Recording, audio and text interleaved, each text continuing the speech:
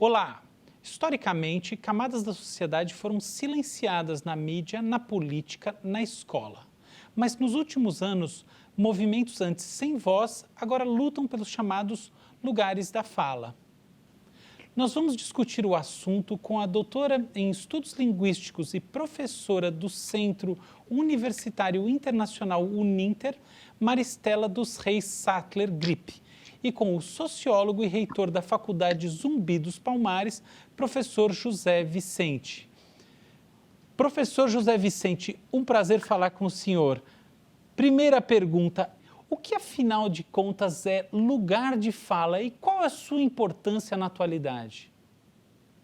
Eu vou responder a sua questão, mas antes disso eu quero dizer da minha grande satisfação de ter sido convidado para participar dessa conversa no canal Câmara, que é o meu canal preferido e que eu adoro as suas entrevistas, os seus conteúdos, e Poxa, poder obrigado. fazer também na companhia agradabilíssima da professora doutora Maristela Reis, né? Então, dois motivos para mim estar muito contente, né, participando desse trabalho. Agora, respondendo à sua questão, o lugar da fala ele tem uma conceituação um pouco ampla, mas que de uma maneira assim bastante simples, ele quer dizer um lugar em que você pode ser aquele quem conduz, aquele quem comanda, não é? Você tem que ser o protagonista do seu discurso, da sua narrativa. Então, o lugar de fala é aquele lugar em que você pode, em pé de igualdade, estar podendo colocar o seu ponto de vista, a sua opinião, a sua convicção e a sua argumentação frente a qualquer fato social de relevância ou não. Então, o lugar de fala é, ao final, um espaço em que todos igualitariamente possam expressar as suas opiniões, os seus valores e os seus pensamentos acerca de determinado assunto. Então, no seu ponto de vista, o lugar de fala não tem nenhum tipo de assimetria. Quer dizer, ele é um espaço de diálogo democrático, é assim que você entende?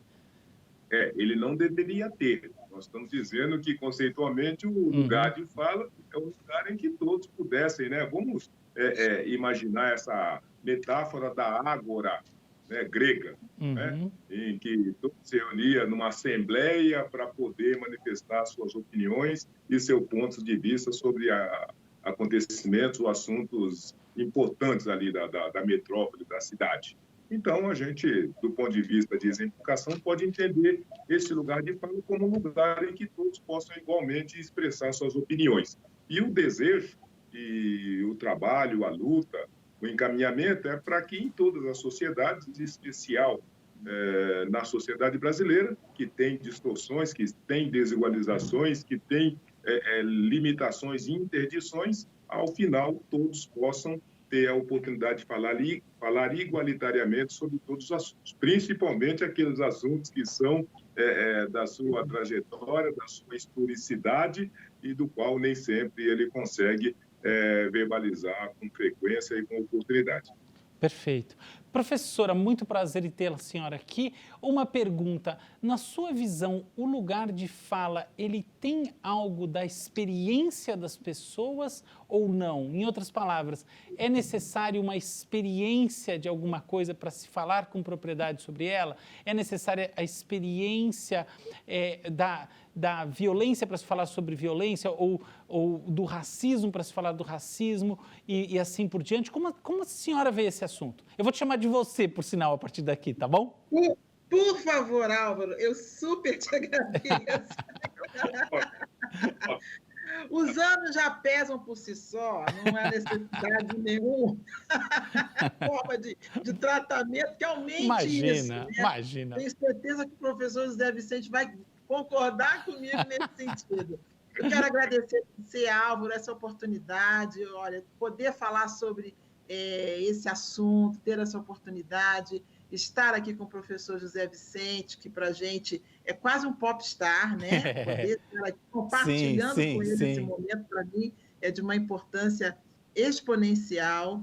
E falar de lugar de fala, como o professor já tão bem colocou, é falar sobre o lugar social, o nosso lugar na sociedade, né? E esse lugar pode ser um lugar de um educador, que é o meu caso, de um advogado, de um político, de um professor, de um gari, enfim. de alguém que ocupa um espaço na sociedade que deve ter direito à sua fala, né? À sua posição, ao seu posicionamento a respeito de tantas coisas que acontecem. Então, claro que não é uma obrigatoriedade que eu seja negra para falar sobre racismo. E seria muito bom que esse tema não fosse restrito às pessoas negras, às pessoas pretas, né? Que outras pessoas também pudessem falar sobre temas tão espinhosos que nós com os quais nós nos deparamos, né, na nossa sociedade, principalmente a gente pensando aí em termos de Brasil e tudo que nós temos visto aí nos últimos dias, né, principalmente em relação à comunidade negra, né, tanta coisa acontecendo e que a gente fica assim se sentindo até um pouco imobilizado diante de tantas coisas que têm acontecido assim numa sequência tão grande.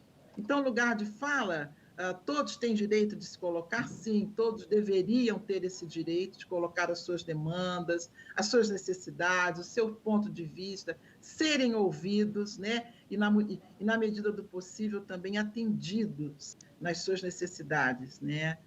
De sobrevivência, de educação, de alimentação, de saúde, né? Nós estamos vivendo uma pandemia em que a população marginalizada do nosso país tem sofrido muito, e na sua grande maioria são pessoas negras, enfim, todos deveriam ter direito a esse lugar de fala, e é um lugar aberto a quem tem o que dizer para melhorar. Eu acredito nisso. Muito legal. Pois não, A professor? professora Maristela toca num ponto central dessa elaboração, né? Ou seja, não existe a possibilidade de que só especialista tem capacidade ou tem sensibilidade para conhecer, para interagir e para sentir, né, as mais diversas manifestações que relacionam o indivíduo, o indivíduo com o grupo social, com todo um país, com toda uma nação. No sentido de que essa perspectiva do conhecimento especialista, ele não exclui e não impede a possibilidade do conhecimento do senso comum também cumprir o mesmo objetivo, tendo em conta que os grandes fatos, as grandes impactações dos acontecimentos sociais, ele pode ser lido por todos. E cada um pode expressá-lo, ou pode internalizá-lo, ou pode apreendê-lo de uma maneira. Então, a despeito de não poder manifestá-lo numa linguagem matemática, mas eu talvez consiga manifestar de tantas outras formas. Enfim, o que eu estou querendo dizer é que, de fato, a professora Maristela tem razão, porque o conhecimento não pode ser de propriedade do especialista, do técnico, e ele precisa ser um conhecimento que permita a participação e a interação da voz de todos. Muito legal. Vou fazer uma pergunta para ambos, que eu acho que tem muito a ver com o que vocês falaram, só traz uma atualização. Como a pandemia mudou isso? Existe alguma relação entre este momento de maior vida digital, de maior afastamento social e essa representatividade, seja como facilitação ou seja como uma barreira à mesma? Professora.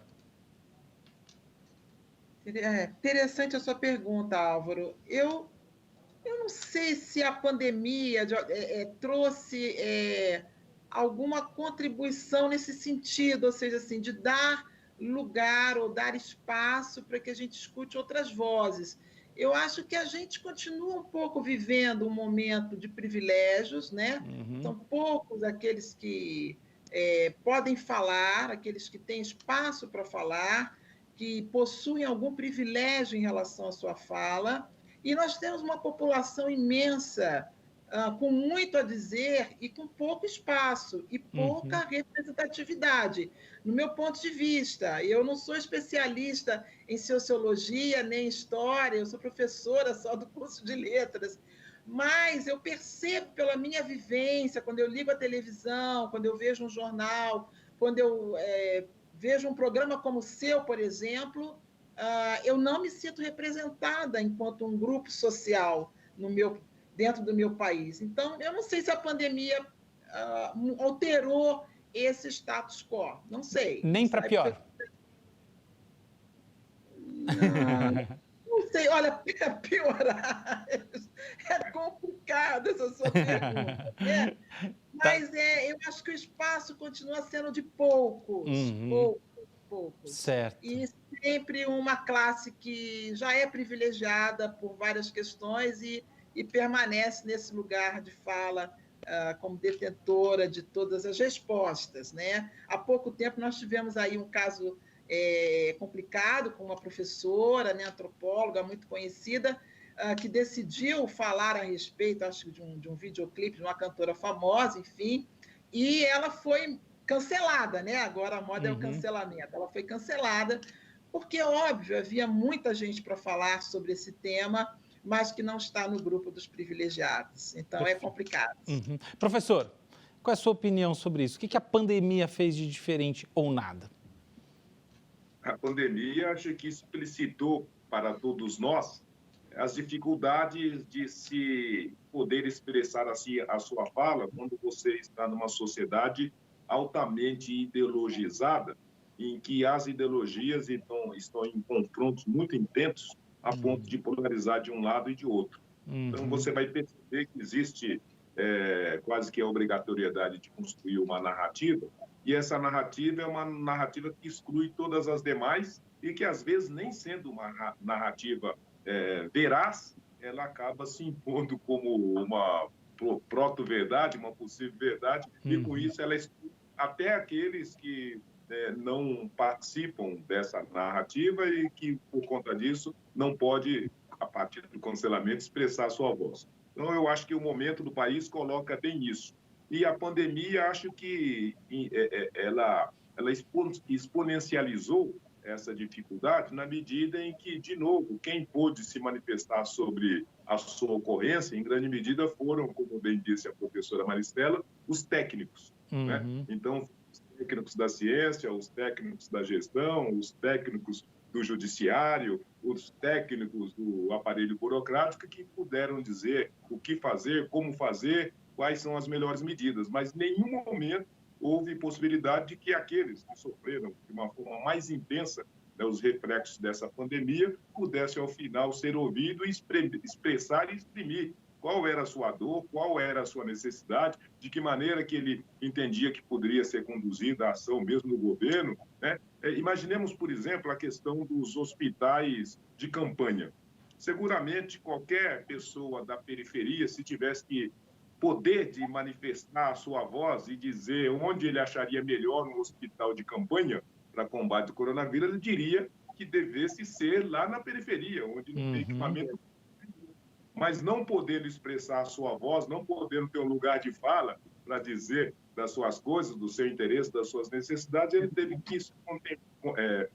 que se contentar com um hospital de campanha aqui no Pacaembu. Né? Imagine para alguém que mora na cidade de Tiradentes, que mora lá no Capão Redondo, ter que se deslocar para um hospital aqui no Pacaembu. Então, essas exemplificações acho que ajudam a entender a dificuldade de poder qualificar a voz de todos e a dificuldade que é superar essa estrutura, essa superestrutura, que ao final ela faz uma seletividade de quem é que pode falar, o que pode falar e como deve falar. Brilhante. A gente vai fazer um rápido intervalinho, tá bom? Eu peço licença aos senhores para um rápido intervalo e a gente já volta.